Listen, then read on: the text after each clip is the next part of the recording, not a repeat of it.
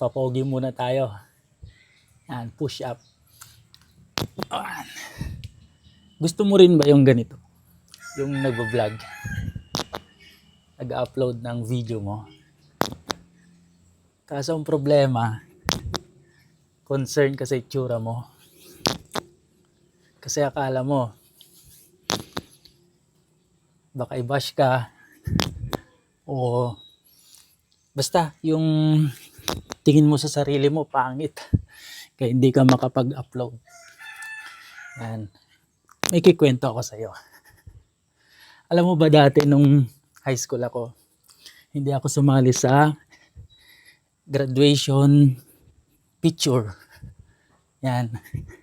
Dahil nun, punong-puno ng tigyawat yung mukha ko.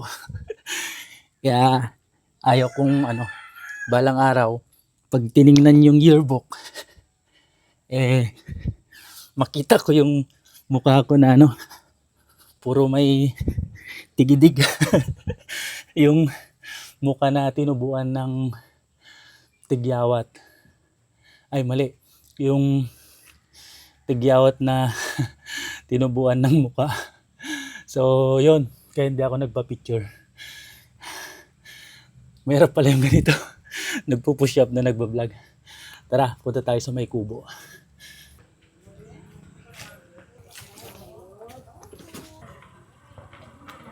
Dahil doon, marami akong mga na-miss na mga happenings. Yan. So hindi ako sumali sa graduation ball kasi sobrang talaga. Sobrang napaka-mahiyain ko. Tapos dinagdagan pa ng problemang tigyawat, pimples, dami dyan dati. Pag makipag-usap ako noon sa mga tao or especially sa mga teachers ko, nakaganyan ako, nakayuko. Yan. So yun yung nangyari. Kaya sobrang concern ako sa itsura. Kaya marami akong mga na-miss na mga happenings, gatherings, hindi ako pupunta. Yung graduation ball, di ako nakipagsayaw kahit na mayroon pa lang naghihintay sa akin na isayaw ko siya. So wala. Na-miss ko yung mga yon and sobrang pinagsisihan ko. So usapang concern sa sarili. Ang na-realize ko ngayon, nag-mature na ako, naging adult. Ayan. So ito, nagkakaedad na rin. Ang na-realize ko, ang tao hindi nakatingin sa sa itsura. Hindi lang. Although oo, sabihin natin, yan, may mga nakatingin sa itsura, first impression. Yan. Kaso ngayon, ang pogi at maganda, yan, ang pogi at maganda para sa akin ngayon ay yung mayroon kang naibibigay na value sa ibang tao. Yung mayroon kang naibibigay na tulong sa ibang tao. Ang pogi at maganda ay para sa akin yung totoo. Yan, yung totoo na ikaw. Yung totoo na ikaw kasi meron at merong mga makaka-appreciate sa'yo. Meron at merong mga taong mag-embrace sa'yo dahil sa pagpapaka-totoo mo.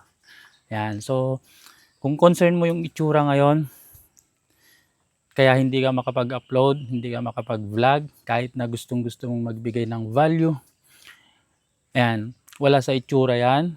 Wala sa magandang production.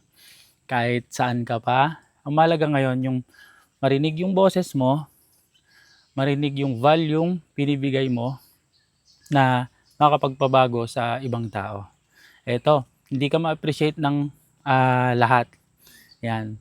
Pero hindi mo naman kailangang i-please ang lahat. Kung sino yung maka-appreciate sa'yo, doon ka mag-focus. Huwag ka mag-focus sa mga basher, sa mga ayaw sa'yo. Ayan.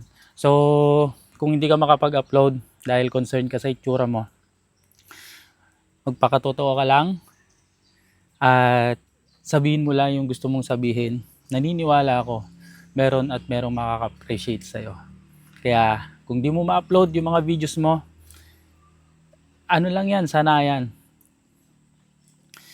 gasgasin mo lang at makakakuha ka ng momentum para araw-araw na makapag-upload.